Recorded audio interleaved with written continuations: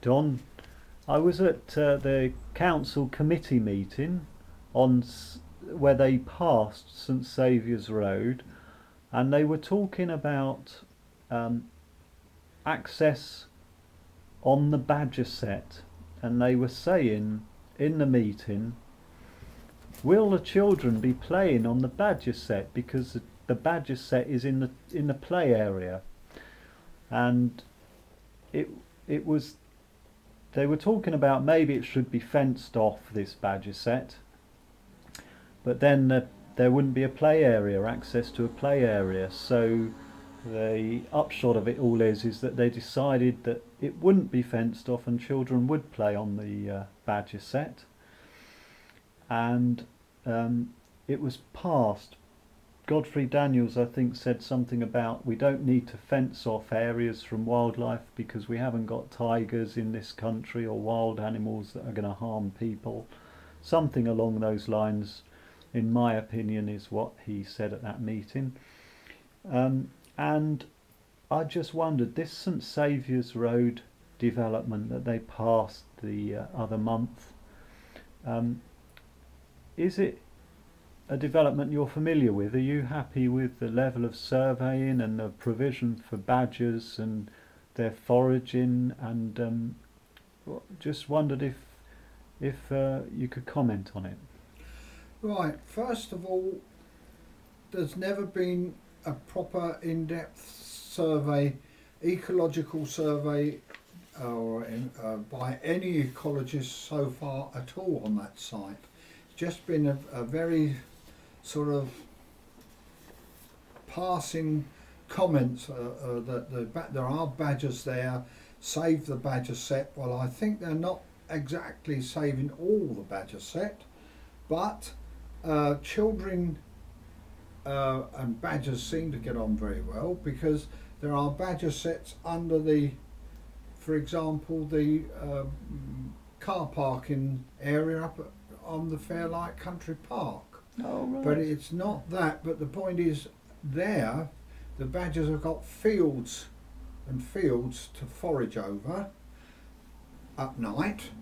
There's no children usually when badgers come out foraging at perhaps 2 or 3 o'clock in the morning, so that part is okay for children to play on the area. But the badgers still need water. They need a splash pond, which is a very safe type of pond that the Badger Society use and have invented, and the badgers need far more larger area to forage over, because of different times of the year they have to manage with different types of food according to the weather and temperature and humidity and wind.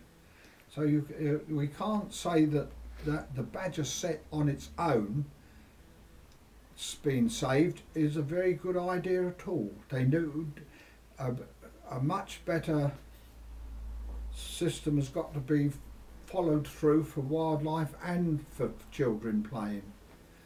Did they not do a survey though to find out where the badgers was foraging? What would that involve if they had done one, or did they do one? Well, if they want to do the proper surveys according to Murray Davidson's requests, it'd take probably 1.5 to 2 years to do it properly, because he has asked for in his requirements that all wildlife needs are recorded. In other words, the badgers' samples of their dung would be checked to see what they're eating at different times of the year, what the common lizards and slow worms are doing and eating at different times of the year, and nothing like that has been done on that site at all, and it's totally wrong and disgraceful.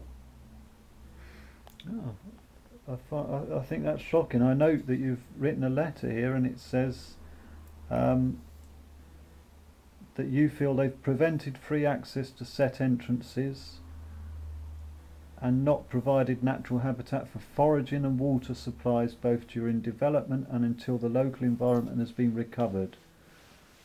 um, supplying sustainable resources.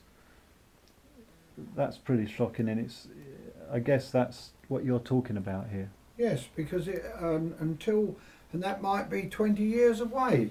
The badgers have got to be properly, all the animals, wildlife have got to be properly monitored, looked after, catered for, and their welfare attended to, possibly for 20 years, until all the natural sustainable foraging that people like, the trees with their food, at the moment what they propose to do, most of the types of trees and bushes are totally inappropriate for that site and for the use of badgers and other wildlife. Okay, that's very very interesting and a bit shocking, really, isn't it? I mean, it is shocking because we're just not in Hastings.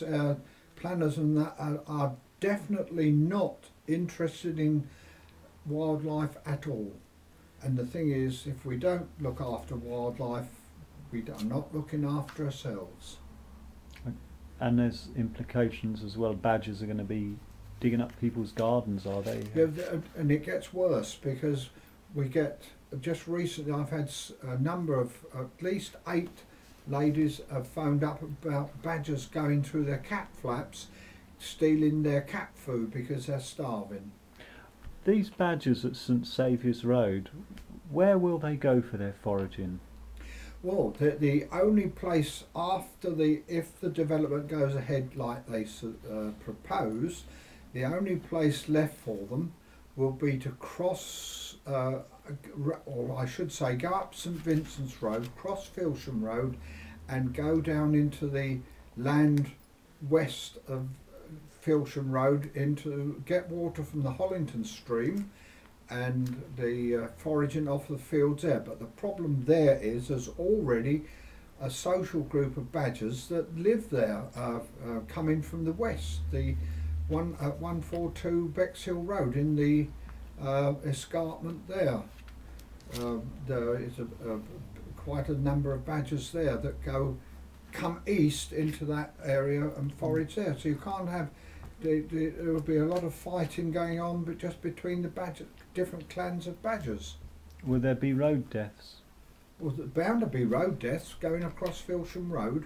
People come down there at quite a speed, and there'll probably be some human deaths because at some stage. Because when you start looking at other places like Queen's Road, where we asked for a tunnel under the road there, and Mr. Godfrey Daniels, in his wisdom, said it wasn't necessary, but from that time till now there's been about 35 badgers at different times killed on Queensway because there's no tunnel where they are forced to cross the road. And that's just the ones you've discovered? That's it, that's the ones that people ring up about and we record and note down and we know about. Shocking. Mm. Well, thank you for that, Don.